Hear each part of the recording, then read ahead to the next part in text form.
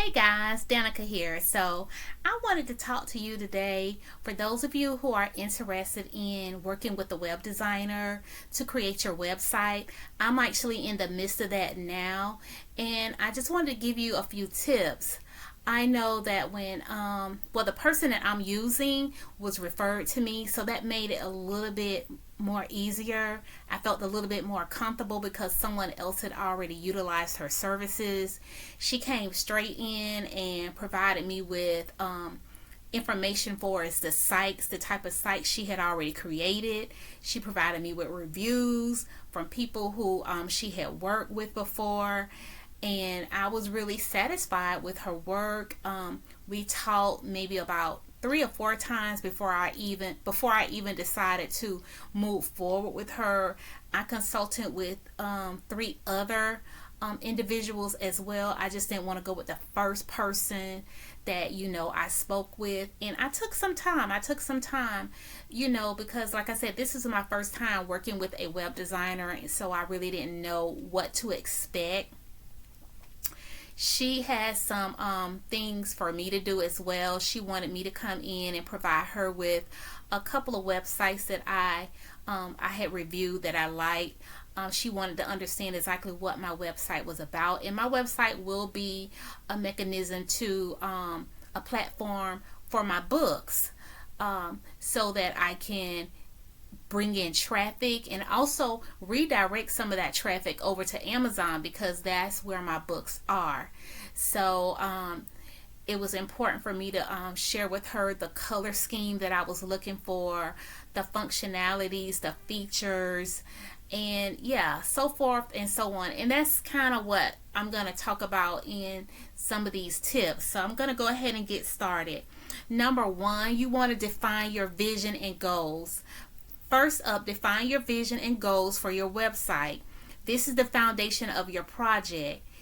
Without clear goals, your designer won't know what direction to take. So you want to ask yourself these questions. What is the purpose of your website? Is it to sell products, showcase your portfolio, or maybe to grow your email list? Yeah. Who is your targeted audience? What do they need from your site? You need to know who your audience will be. To make things easier, I would recommend writing down your site's goals. For example, if you're an author like myself, maybe your goal is to build a platform to sell your books and connect with readers. Perfect for me. Researching websites that you love. Screenshot or bookmark examples and note what appeals to you. You want to be able to share that with your designer. Preparing a simple brand guide. Think about colors, fonts, and logos. Designers love it when you're prepared.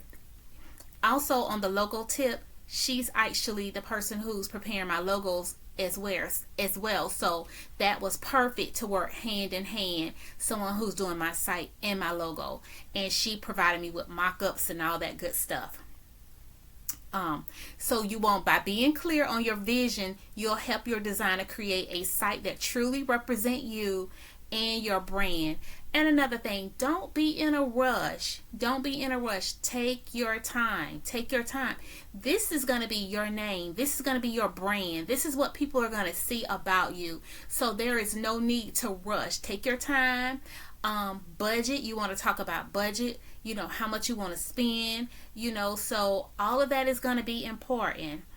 Number two, communicate functionality and features clearly. Now that you know your vision, it's time to think about how your website will function. This step is all about making sure your designer understands what your site needs to do. Start by making a wish list of ideas. So, do you need an e-commerce section for products?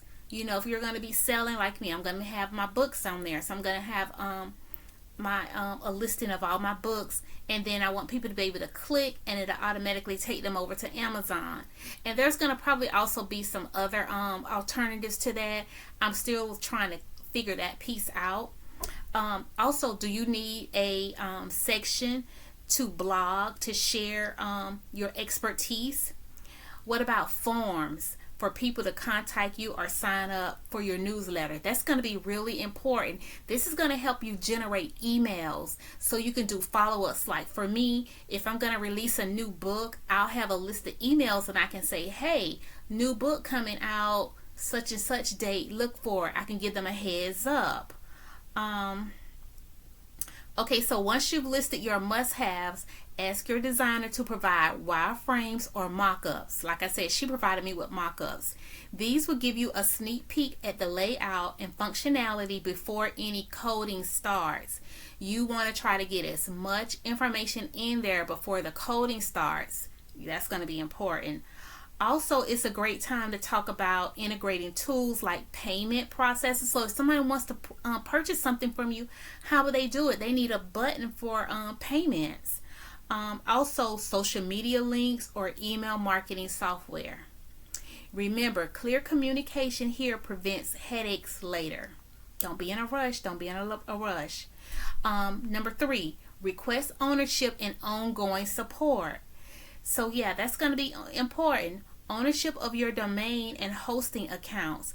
Make sure you have the login details so you're not dependent on anyone else to access them.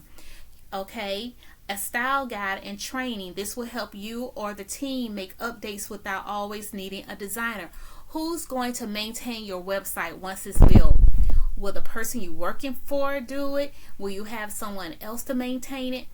I'm going to maintain my own site. So she's going to provide me with some training. She was like, hey, I'm going to be here.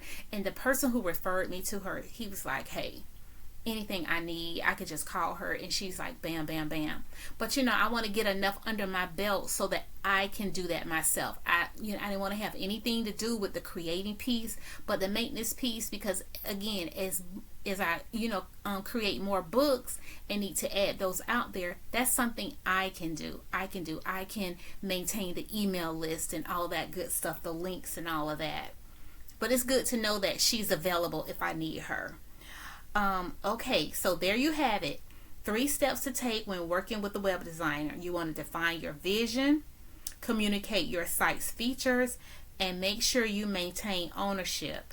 So if you do those things, you're going to be off to a great start. And again, make sure you have that comfort level with whoever you hire. And even with all of that, you still need to go in with the mindset there's going to be some hiccups. Nothing is ever perfect. So just make sure you just keep that communication level going. She and I, we communicate through email, text. We do virtual visits, so we're looking at talking to each other, on camera. So that's really important to make sure you're building that relationship with your web designer. This is the person who is going to be creating this platform for you. But again, making sure you are as prepared as you can be. Start doing some of the legwork. Start going over to other websites and looking at, what you want. What do you need? Is it going to be a really simple website, just really cut and dry? Or is it going to be something, on a totally different intermediate advanced level? I don't know what your needs are. Only you know what your needs are, but you need to start clearly defining what your vision and what your goals are and what your expectation for your end result. This can be a really great, exciting time, or it can be a really frustrating time. It's really up to you. And I think it can turn out really good if you just start doing some of the leg work now. So don't wait until the last minute to be like, oh, I need to add this. Oh, I need to add this. Oh, no, just take your time. Take your time and just start writing out your list and go over it and over and again. And if you have friends or co-workers or anyone who has gone through this process before, ask them, hey, can you show me your website?